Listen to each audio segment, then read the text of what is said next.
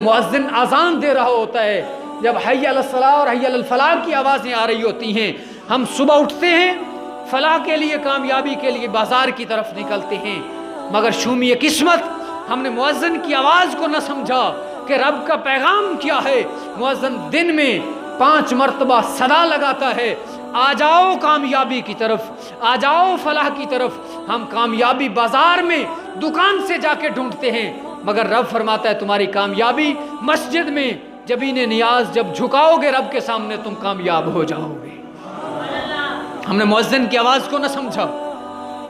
صبح کے وقت ہمارا جو وقت ہے وہ بستر میں گزرتا ہے، دوپہر ہمارا کاروبار میں گزرتا ہے، شام ٹی وی پہ گزر جاتی ہے، مسجدیں آوازیں دے رہی ہوتی ہیں۔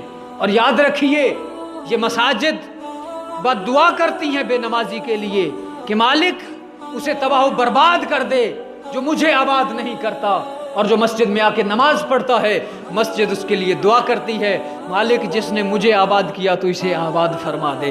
اور اللہ کا گھر جس کے لیے دعا کرتا ہے یاد رکھو وہ آباد ہو جاتا ہے۔ آج تنزلی زوال اگر امت مسلمہ پہ ہے تو اس کی بڑی وجہ یہی ہے کہ ہم بے نمازی ہیں۔ اپنا ظاہر تو صاف کرنے پہ ہم سارا دن لگا دیتے ہیں، ساری رات لگا دیتے ہیں، کاروبار کی ہمیں فکر ہوتی ہے، بھائی باپ بیٹا بیٹھ کے یہ تبصرہ کر رہے ہوتے ہیں کہ کل سے ہم نے کاروبار کا آغاز کیسے کرنا ہے۔ کبھی باپ نے اپنے بیٹوں کے ساتھ یہ بات نہیں کی ہوگی کہ بیٹے صبح کا آغاز ہم نے کس طرح سے کرنا ہے، نماز پڑھنی ہے یا نہیں پڑھنی ہے۔ باپ اپنے بیٹے سے شام کے وقت دکان کا حساب تو لے لیتا ہے، بیٹے آج تو نے کتنی کمائی کی، کس طرح سے گاہک کی چمڑی تو نے اتاری۔ باپ اگر یہ پوچھتا ہے کہ تو نے کس طرح سے کمائی کی، نماز کا نہیں پوچھتا، تو اسے یہ سوچ لینا چاہیے کہ وہ دنیا دار ہے، اسے دین کے ساتھ کچھ لگاؤ نہیں ہے، اسے ایمان کے ساتھ کوئی لگاؤ نہیں ہے۔ اور جو بندہ دنیا میں پھنس جاتا ہے، دنیا کماتا ہے، بس صرف اس کی دنیا ہوتی ہے، آخرت اس کی خوار ہو جاتی ہے۔ یاد رکھیے دنیا کی زندگی چند روزہ ہے، یہاں پہ وہ کسی نے کیا کہا تھا کہ 4 روزہ زندگی ہے، 2 آنے میں گزر گئے 2 جانے میں گزر گئے۔ یہاں بندہ آیا تو زندگی بلبلے کی مانند ہے، پانی پہ بنتا ہے ختم ہو جاتا ہے۔ زندگی صاحب وہ ایسے ہی ہے۔ آپ کہتے ہوں گے کہ میں نے تو 60 سال زندگی گزاری اور آپ 4 دن کہہ رہے ہیں۔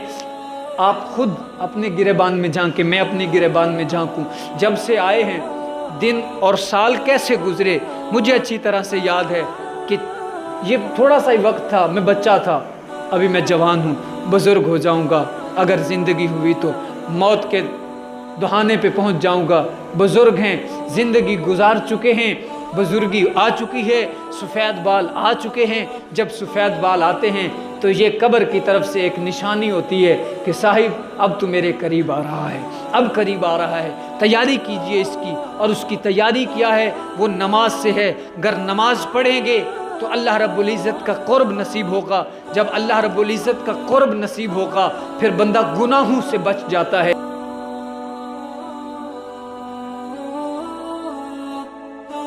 برائی اور برے کاموں سے بچاتی ہے۔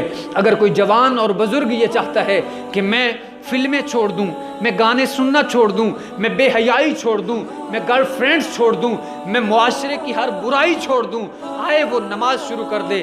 رب کعبہ کی عزت کی قسم اگر وہ پنجگانہ نماز کا عادی بن جاتا ہے، نماز کو اس کے پورے اہتمام سے پڑھتا ہے، پورے خیال سے پڑھتا ہے، خشوع و خضوع کے ساتھ جو پنجگانہ نماز کا اہتمام کرتا ہے، رب کعبہ کی عزت کی قسم وہ بے حیائی سے بھی بچ جاتا ہے، برے کاموں سے بھی بچ جاتا ہے۔